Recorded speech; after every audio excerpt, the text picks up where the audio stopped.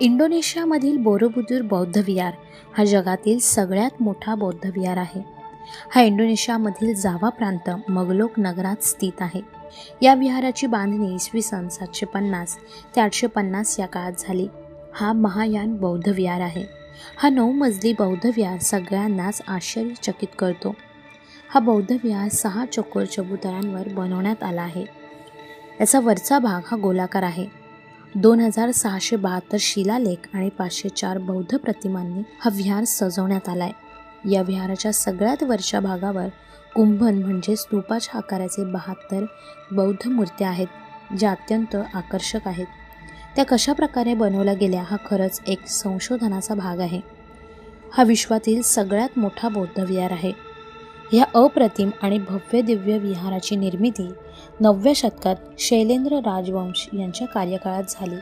या विहाराची बनावट जर आपण पाहिली तर हा इंडोनेशियामधील जावा बुद्ध स्थापत्य कलेशी अनुरूप वाटतो. हा विहार गुप्त कलांनी समृद्ध आहे. हा बौद्ध विहार किंवा स्मारक म्हणा, गौतम बुद्धांचं प्रार्थनास्थळ आणि बौद्ध तीर्थस्थळ देखील आहे.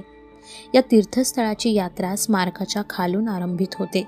याच्या वरच्या भागात ज्या 72 बौद्ध मूर्त्या कोरल्या आहेत त्या जाळीदार स्तूपांच्या आतमध्ये आहेत. बुद्धांची धम्मचक्र मुद्रा आपल्याला इथे पाहायला मिळते. ही मुद्रा गतिशील धम्मचक्राला दर्शवते. ही मुद्रा म्हणजेच सारनाथ येथे जे बुद्धांनी पहिले धम्मचक्र प्रवर्तन घडवले त्याचे प्रतीक म्हणून येथे ही मुद्रा पाहायला मिळते.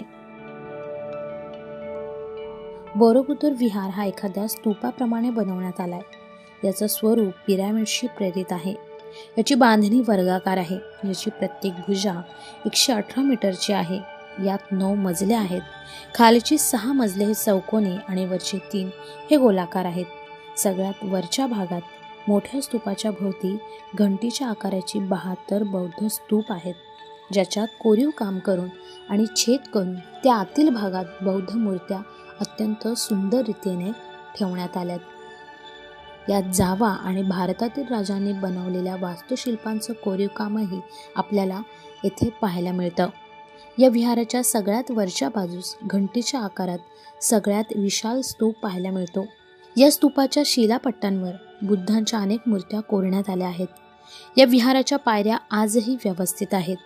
या विहाराच्या प्रत्येक ठिकाणी बुद्धांच्या आयुष्यातील प्रसंगे हे कोरीव करून ठेवले आहेत. हे विहार युनेस्को मार्फत वैश्विक हिरासत म्हणून घोषित करण्यात आला आहे. बोरोबुदूर स्तूपाची अर्थात विहाराची रचना ही अत्यंत पद्धतशीर करण्यात आली आहे. प्रत्येक दगडावर कोरीव काम करून एकमेकात अशा पद्धतीने रचले आहेत की त्या काळी हे कसं करण्यात आलं असा प्रश्न पडतो.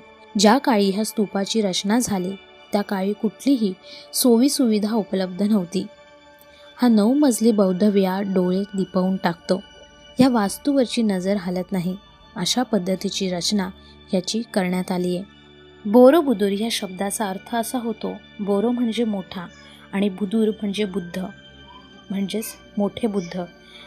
आपण नेहमी म्हणतो की भारत ही बुद्धांची भूमी आहे, मात्र बुद्धांचं कार्य इतकं अथांग आहे की संपूर्ण जग त्यांच्या विचारांना आणि कार्याला महत्त्व देताना दिसतात. हे या स्तूपाच्या माध्यमातून आपल्या लक्षात येईलच.